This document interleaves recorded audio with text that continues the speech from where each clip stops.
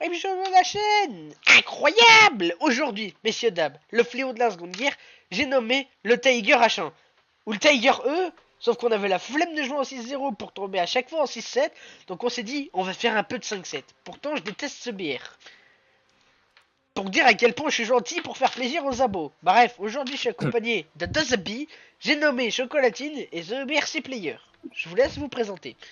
Moi, j'ai pas besoin de me représenter, donc vous l'avez vu dans les vidéos de votre youtubeur préféré. Ben voilà. Ouais, et moi, on m'a jamais vu, sauf bah, dans mes vidéos, voilà. Mais bon, je peux aller me faire foutre quand même, hein. Je C'est pas mettrai compliqué. Je mettrai la chaîne des deux zigotos en description, bien évidemment, hein, on laisse pas. Et cette vidéo sera l'affaire du la secte du Kiri Pub Challenge, le serveur où on est en vogue actuellement, là où on tourne la vidéo, et donc du coup, c'est pour gagner un truc. Apparemment, c'est une surprise, j'ai peur de la surprise. Parce que connaissant un peu le chef, je commence à avoir peur. Bref, le Tiger 1, c'est simple. T'as un 88 qui à la base sort d'une DCA du fin fond de mon cul. T'as Bon, un ok. canon 88 KW436. T'as des obus qui taffent plutôt bien pour le BR. Panzer Grenade 39 à privilégier parce que la Panzer Grenade point tu perces 10 mm de moins, mais t'as de l'explos en plus. Bon, 108 grammes d'explos, ça suffit largement pour transformer un équipage en purée. Peu importe le char. Avec le blindage et sa position mythique en diamant, comme ça, le canon sur le coin du char. Blum. Le char, c'est Ah, simple, c'est un rectangle. C'est un rectangle avec une tourelle en forme de je sais pas quoi, sûrement un demi-cercle.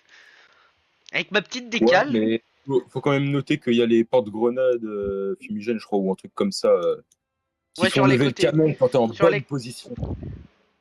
Ouais, mais encore ça va, tu peux te mettre un peu en bonne position. Contrairement au tigre japonais, qui, lui, le 8 Tank No 6, ils ont dit, nous, on est bizarre, le seul truc qui rend le tigre bien, on va le rendre inutile. C'est-à-dire la position diamant. Ils ont mis des pôles lance-fumigènes, mais à un endroit, t'as jamais vu ça. Donc, du coup, tu peux pas t'angler correctement. C'est magnifique. Et à côté, t'as le tigre italien, le tigris, là, lui. T'as des chenilles, t'as un zémérite, t'as rien pour gêner la tourelle sur le côté. Bref, pour moi, c'est le deuxième meilleur tigre. Parce que tout le monde dit, le meilleur tigre, ah, c'est le tigre host. Oui, attends, Mais il est où? Là. Oui, c'est bouse avec les poteaux de bois sur le côté. Bon, je l'ai pas because j'ai pas beaucoup d'argent en ce moment. Mais c'est marqué bois épaisseur 100 mm, ressenti moins 15. le tigris te fera remarquer que c'est un tigre E. Voilà. C'est un Oui, bon, tigre E qui a été pris par l'armée italienne pendant la Seconde Guerre mondiale. oui, avec une zémérite un peu mieux faite, des chenilles, bah.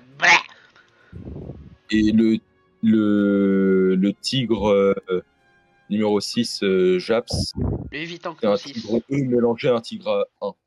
Oui, non, mais les japonais ils sont bourrés. Laisse tomber. Il se bourrait au sushi. Ouais, t'inquiète. Et avec ton gros V12 Mebar HL230, bah la transmission tenait pas le coup. Alors là, petite anecdote historique parce que le Mebar HL230, c'est un V12.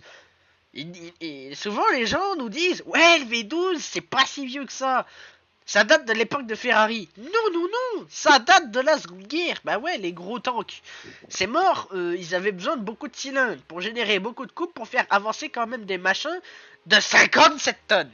Du coup ils se sont dit on va créer un gros moteur Mercedes, hein, Maybach HL230 650 chevaux, bonjour. Le même que sur le Tiger 2. Ouais, c'est là qu'apparaissent les problèmes. Et Ouais, ça, c'est pas mal. la transmission était tellement frêle qu'elle pétait au bout de quoi, toutes les 30 km.